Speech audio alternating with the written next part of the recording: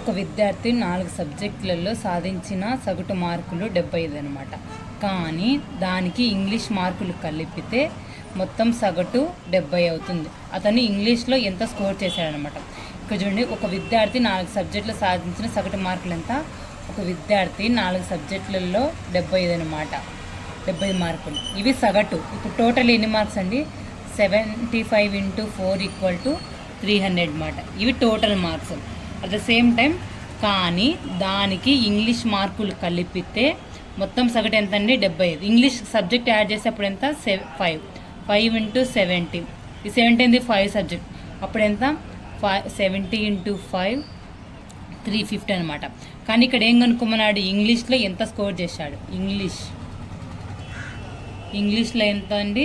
Total ఎన్ని? 5 సబ్జెక్టులు ఎంత? 350 - 4 సబ్జెక్ట్ కలిపి 300. ఆన్సర్ ఎంత? 50. ఈ 50 స్కోర్ చేసింది ఎవరండి? ఇంగ్లీష్. ఇది స్టాండర్డ్ మెథడ్ అనమాట. ఇప్పుడు మీకు షార్ట్ కట్ చెప్తానండి. షార్ట్ కట్ చూడండి. ఇక్కడ ఎన్ని సబ్జెక్ట్స్ అండి? 4 సబ్జెక్ట్స్ అనమాట. 4 సబ్జెక్ట్లో ఎంత యావరేజ్ వచ్చింది? 75 అనమాట. 75. నెక్స్ట్ దానికి ఇంగ్లీష్ని యాడ్ చేసినామా, రిమూవ్ చేసినామా, తీసేసినామా చూడాలి. ఇక్కడ ఏమని చేసినారు? మార్కులు కలిపితే అప్పుడు ఎంత? 5 సబ్జెక్ట్స్ అనమాట. ఎంత? అప్పుడు సగటు ఎంత అవుతుందని? 70 అనమాట. ఇప్పుడు చూడండి, ఇక్కడ 4 to 5 ఎంత ఇంక్రీజ్ అయిందండి? +1 ఇంక్రీజ్ అయింది. మనం ఇంక్రీజ్ అయిందా డిక్రీజ్ అయిందా సింబల్తో సహా వేసుకోవాలి. ఇక్కడ 75 నుంచి 70కి ఏమైందండి? డిక్రీజ్ అయిందనమాట. ఎంత డిక్రీజ్ అయింది? -5 డిక్రీజ్ అయింది. ఇప్పుడు చూడండి, ఇక్కడ ఈ 1 ఉంది కదా, ఈ 1ను ఈ 70తో ఇక్కడ ఏ నెంబర్ ఉంటే ఆ నెంబర్తో మల్టిప్లికేషన్ చేయాలన్నమాట. అప్పుడు 1 × 70 అనమాట. తర్వాత చూడండి, ఇక్కడ మీకు ఏ నెంబర్ వచ్చిందో ఈ నెంబర్ని సేమ్ ఇక్కడ స్టార్టింగ్లో ఉన్న నెంబర్తో మల్టిప్లికేషన్ చేయాలన్నమాట.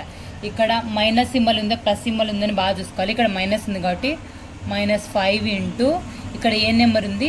4. అప్పుడు ఇక్కడ చూడండి, 1 × 70 70 -5 × 4 20. అప్పుడు ఎంత అండి? 50. చూడండి, ఇక్కడ ఇంగ్లీష్ మార్కులు ఎన్ని వచ్చినాయి? 50. ఇక్కడ 15 వచ్చినాయి. ఒకసారి చూడండి, ఇక్కడ ఎన్ని సబ్జెక్టులు అండి? 4 సబ్జెక్టు. వీటి యొక్క యావరేజ్ ఎంత? 75 అనమాట. తర్వాత ఈ 4 సబ్జెక్ట్కి ఇంకొక సబ్జెక్ట్ యాడ్ చేసినాం. ఆ సబ్జెక్ట్ ఏంది? ఇంగ్లీష్ని యాడ్ చేసేప్పుడు ఎన్ని సబ్జెక్టులు అయినాయి? 5 సబ్జెక్ట్. ఈ 5 సబ్జెక్ట్ యొక్క సగటు ఎంత అండి? 70 అనమాట. సో ఇక్కడ 4 to 5 ఎంత ఇంక్రీజ్ అయ్యింది? ఇంక్రీజా డిక్రీజ్ అయిందో చెక్ చేసుకోవాలి. 4 to 5 1 ఇంక్రీజ్ అయింది కాబట్టి +1. ఇక్కడ 75 to 70 ఎంత డిక్రీజ్ అయింది? -5. సో మనకి ఇక్కడ వచ్చిన నెంబర్ను ఈ లాస్ట్ ఇక్కడ ఉన్న నెంబర్తో మల్టిప్లికేషన్ చేయాలి. 1 × 70 70.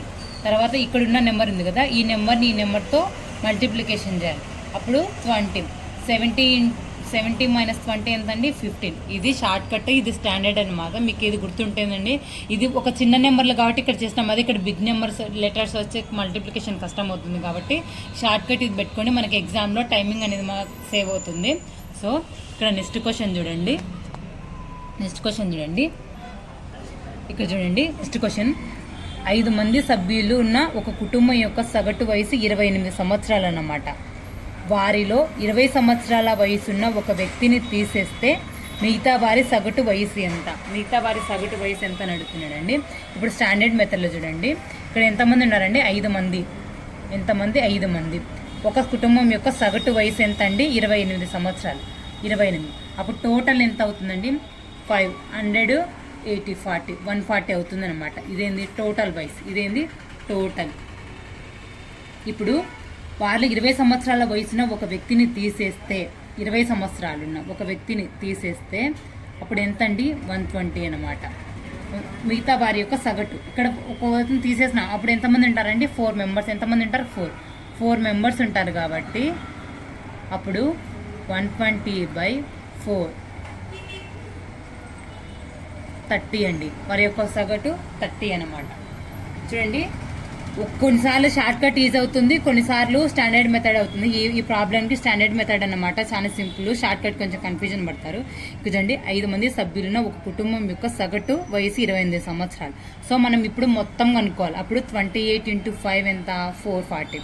తర్వాత ఏమన్నారు? వారిలో 20 సంవత్సరాల వయసున్న ఒక వ్యక్తిని తీసేసామండి. 140లో 20 సంవత్సరాలు 120. మిగతా వారి సగటు వయసు ఎంత? సగటు ఒకటి తీసిన 4 మెంబర్స్. 125 4 30 ఇయర్స్ అండి. మిగతా వారి సగటు వయసు ఎంత అంటే 30 ఇయర్స్ అన్నమాట.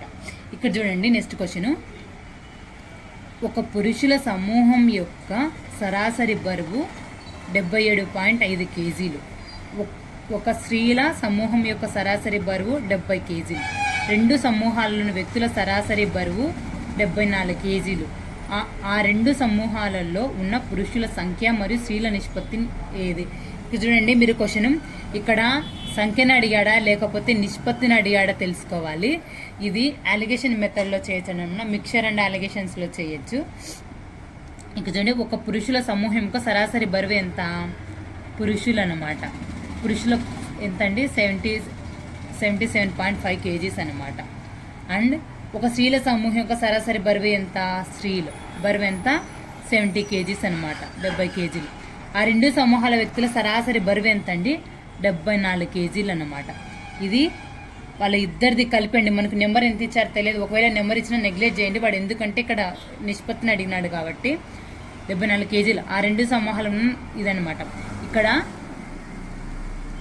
చూడండి 77 నుంచి 5 తీసేస్తే 3. ఇక్కడ డిఫరెన్స్ చూడండి, 77.5లో నుంచి 74 తీసేస్తే 3.5 అనమాట. అండ్ 70లో నుంచి 74 తీసేస్తే ఇక్కడ 74 నుంచి 4 తీసేస్తే 4 అనమాట. ఇక్కడ చూడండి, ఇక్కడేమో 3.5 ఉంది, ఇక్కడేమో 4 ఉంది. దీన్ని మనం మార్చుకుంటే అప్పుడు 40, 35 అవుతుంది అనమాట.